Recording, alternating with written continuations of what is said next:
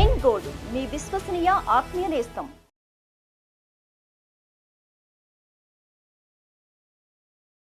నమస్తే మేడం, మీ పేరు? సహస్ర తిరుమల శెట్టి. మేడం, ఇది ఇక్కడ హైదరాబాద్లో పెద్దమరాల టెంపుల్ అనేది కూడగొట్టారు ఎమ్మెల్సీ కాలనీలో. సో దాని గురించి మీరు ఏమంటారు? అసలు దేవాలయాలని, దేవతల టెంపుల్ని కూలగొట్టే రైట్స్ ఎవరిచ్చారు? ఎందుకు కూలగొడుతున్నారు? వాటిని కూలగొట్టాల్సిన అవసరం ఏముంది? దేవాలయాలలో ఎక్కడైనా కానీ టెంపుల్స్ని కూలగొడితే ఆ నియోజకవర్గ ప్రజలు ఊరుకోరే, ఆ నియోజకవర్గ ప్రజలు పోటెత్తుతారే ఒక రేంజ్లో. మరి ఆ ప్రజలందరూ ఏం చేస్తున్నారు? ఒక మసీదును కూలగొడతానికి చూస్తే హిందూ సహోదరులందరూ, సహోదరులందరూ వచ్చి ఆ మసీదును కూలగొట్టకుండా కాపాడుకుంటారు. అలాగే ఒక చర్చిని కూలగొడతానికి చూస్తే క్రైస్తవ సహోదరులు వచ్చి ఆ చర్చిని కాపాడుకోవడానికి చూస్తారు. అటువంటిది ఈ హిందూ దేవాలయాలు వీళ్ళ మీద దాడులు ఎందుకు జరుగుతున్నాయి? అసలు నేలమట్టం చేయడానికి గల కారణం అక్కడ అమ్మవారు వెలిసింది కదా. ఆవిడ ఇప్పుడు వెలిసిందా? 50 ఏళ్ళు 60 ఏళ్ళు అయిపోయింది. మేమైతే పుట్టున్నాం ప్రస్తుతానికి ఆవిడ వెలిసినప్పుడు. అప్పటి నుంచి జరుగుతున్న పూజలు, హోమాలు ఇవన్నీ జరుగుతుండే. హిందూ దేవాలయాలను కూలగొడడానికి గల కారణం ఏంటి? అది గవర్నమెంట్ ల్యాండ్లో ఉందని చెప్పేసి అంటా ఉన్నాయి. గవర్నమెంట్ ల్యాండ్లో ఉంటే పగలగొడతారా? ఏం చేద్దామని చెప్పేసి పగలగొట్టారు? ఏం చేద్దామని చెప్పేసి టెంపుల్ నేలమట్టం చేశారు. నేలమట్టం చేస్తే రేపటి రోజున వీళ్ళకి మళ్ళీ అవకాశం ఉంటుందా? ఆ నియోజకవర్గపు ఎమ్మెల్యే ఎవరైతే ఉన్నారో, ఆ నియోజకవర్గపు ఎవరైతే పోటీ చేసి ఉన్నారో వాళ్ళకి నెక్స్ట్ టైం అనేది ఇక మళ్ళీ ఆ నియోజకవర్గంలో రాగలరా? ఆ దేవత చూసుకోదా వాళ్ళని? ఇప్పుడు దేవతలు, దేవుళ్ళు అనేది ఒక నమ్మకం. కాలం అనేది ఎట్లా తీర్చుకుంటుందో, ఎవరి మీద ఎటువంటి రివెంజ్లు తీర్చుకుంటుందో తెలియదు. అలాగే దేవతలు, దేవుళ్ళు అనేది ఒక నమ్మకం. అది పూజ, ఫలే పుష్పే.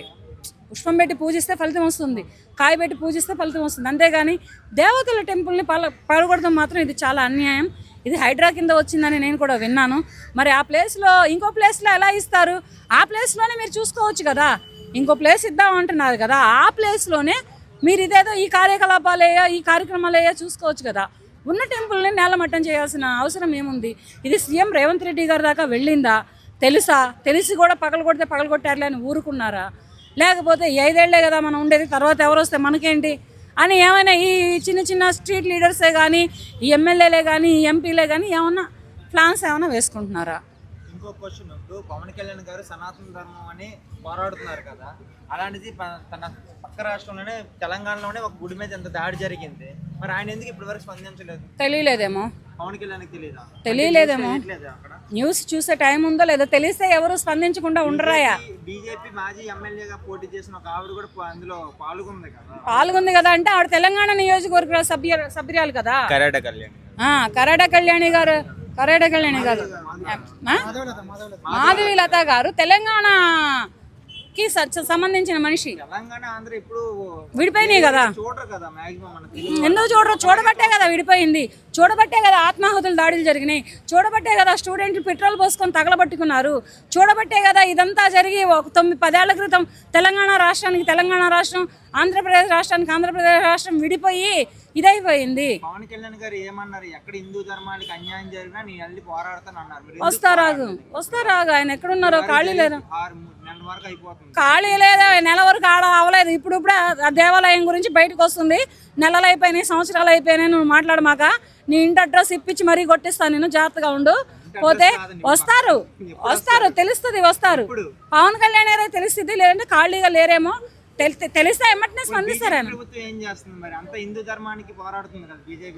తెలంగాణ రాష్ట్రంలో బీజేపీ ప్రభుత్వం లేదు కదా. బీజేపీ లేదు కదా. లేదు. తెలంగాణ రాష్ట్రంలో ఏ గవర్నమెంట్ ఉంది ఆ గవర్నమెంట్ పోరాడాలి ఇక్కడ. ఆ గవర్నమెంట్ ఫైట్ చేయాలి ఇక్కడ. ఆ గవర్నమెంట్ నాయకులు ఫైట్ చేయాలి ఇక్కడ. అంతేగాని బీజేపీని ఎందుకు తీసుకొస్తావు నువ్వు? లేదుగా ఇక్కడ ఉంటే అడిగిద్ది. ఇక్కడ లేదుగా. ఎమ్మెల్యే సీట్లలో ఎవరు వచ్చారు? ఇక్కడ అందరూ తెలంగాణ బీఆర్ఎస్ వచ్చింది, కాంగ్రెస్ వచ్చింది. బీజేపీకి రాలేదు. అక్కడ బీజేపీకి రాలేదు. ఎంపీ సీట్లు లేకుండానే ఇక్కడ చేస్తున్నారా వాళ్ళు? ఇక్కడ చేస్తున్నారు. మరి ఇక్కడ ఉన్న ఎంపీలు ప్రశ్నిస్తారు. ఇక్కడ ఉన్న ఎంపీలు ప్రశ్నిస్తారాయా? ఇక్కడ ఉన్న ఎంపీలు ఏం చేస్తున్నారు? మరి బీజేపీ ఎంపీలు ఏం చేస్తున్నారు? ఎక్కడ ఏం చేస్తున్నారు? మరి దానికి కూడా అడుగు. ఎక్కడో వేరే రాష్ట్రంలో డిప్యూటీని మాట్లాడగలిగిన నువ్వు ఇదే తెలంగాణ రాష్ట్రంలో బీజేపీ ఎంపీలు ఏం చేస్తున్నారు?